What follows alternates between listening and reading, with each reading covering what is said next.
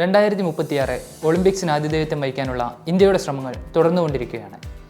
ഒളിമ്പിക്സിന് വേദിയാകാൻ തയ്യാറാണെന്ന് അറിയിച്ച് നേരത്തെ തന്നെ ഒളിമ്പിക് അസോസിയേഷൻ അന്താരാഷ്ട്ര ഒളിമ്പിക് കമ്മിറ്റിക്ക് കത്ത് കൈമാറിയിട്ടുണ്ട്.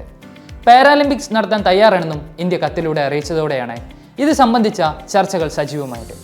2036 ഒളിമ്പിക്സിന് ആതിഥേയത്വം വഹിക്കുക എന്നത് ഇന്ത്യയുടെ സ്വപ്നമാണെന്ന് പ്രധാനമന്ത്രി നരേന്ദ്രമോദി നേരത്തെ പറഞ്ഞിരുന്നു. 78ാമത് സ്വാതന്ത്ര്യദിനത്തിൽ രാജ്യത്തെ അഭിസംബോധന ചെയ്ത് സംസാരിക്കവെയാണ് മോദി ഇക്കാര്യം അഭിപ്രായപ്പെട്ടത്. 2036 ഒളിമ്പിക്സിന് ആതിഥേയത്വം വഹിക്കാൻ തയ്യാറാണെന്ന് മുംബൈയിൽ നടന്ന അന്താരാഷ്ട്ര ഒളിമ്പിക് കമ്മിറ്റി സെഷന്റെ ഉദ്ഘാടന ചടങ്ങിലും മോദി അറിയിച്ചിരുന്നു. 2028 ഒളിമ്പിക്സിന് അമേരിക്കയും 2032 ഒളിമ്പിക്സിന് ഓസ്ട്രേലിയയുമാണ് ആതിഥേയത്വം വഹിക്കുന്നത്. 2036 ഒളിമ്പിക്സിന് ആതിഥേയത്വം വഹിക്കാൻ മറ്റ് ചില രാഷ്ട്രങ്ങളും രംഗത്ത് വരികയും ചില രാജ്യങ്ങളിൽ ഇതിന് അനുകൂല ഘടകങ്ങൾ ഉണ്ടായതുമാണ് ഇന്ത്യക്ക് വെല്ലുവിളിയാകുന്നത്. Qatar, Saudi Arabia, Chile, Indonesia, തുർക്കി, ഈജിപ്റ്റ് എന്നീ രാജ്യങ്ങളും സന്നദ്ധത അറിയിച്ചിട്ടുണ്ട്. 2024 Paris Olympics, 2028 Los Angeles, 2032 Brisbane എന്നിവയ്ക്ക് ശേഷമുള്ള ഏഷ്യയുടെ ഊഴമായതുകൊണ്ട് ഇന്ത്യക്ക് ഇതൊരു അനുഗ്രഹമാണ്. പക്ഷേ ഒളിമ്പിക് വേദിക്കുള്ള ഇന്ത്യയുടെ ഉദ്യമത്തിനുള്ള പ്രധാന എതിരാളി ഖത്തറും സൗദി അറേബ്യയുമാണ്.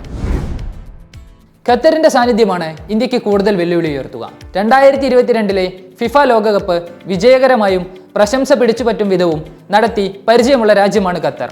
2016 2020 ഒളിമ്പിക്സ് വേദിക്കുള്ള ശ്രമങ്ങളിൽ പരാജയപ്പെട്ടെങ്കിലും ലോകോത്തര പരിശീലന സൗകര്യങ്ങളിലും മികച്ച കായിക അടിസ്ഥാന സൗകര്യങ്ങളിലും ഈ ഗൾഫ് രാഷ്ട്രം വൻ നിക്ഷേപമാണ് നടത്തിയിരിക്കുന്നത്.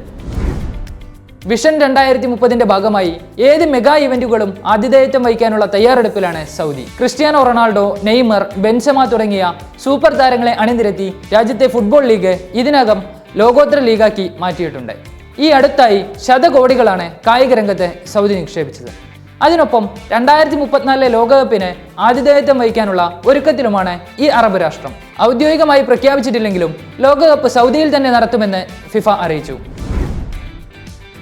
പ്രധാന അന്താരാഷ്ട്ര കായിക ഇവന്റുകൾ ആതിഥേയത്വം വഹിക്കുന്നതിൽ ഒട്ടും പിന്നിലല്ല തുർക്കി തലസ്ഥാന നഗരിയായ ഇസ്താംബുൾ. യൂറോപ്പിനെയും ഏഷ്യയെയും ബന്ധിപ്പിക്കുന്ന ടർക്കിഷ് സംസ്കാരം കൂടിയുണ്ട് ഇസ്താംബുളിന്.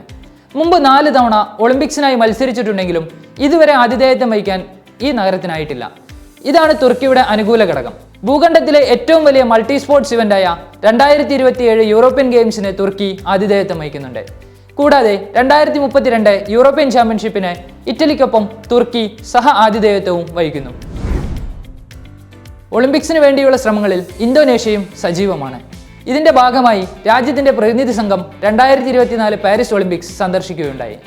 2022 നവംബറിൽ ബാലിയിൽ നടന്ന G20 ഉച്ചകോടിയിൽ ലേലം വിളിക്കാനുള്ള രാജ്യത്തിന്റെ സന്നദ്ധതയെ അംഗങ്ങൾ സ്വാഗതം ചെയ്തതോടെയാണ് മത്സരത്തിൽ ഇന്തോനേഷ്യയുടെ ഉൾപ്പെടുത്തൽ സ്ഥിരീകരിച്ചത്.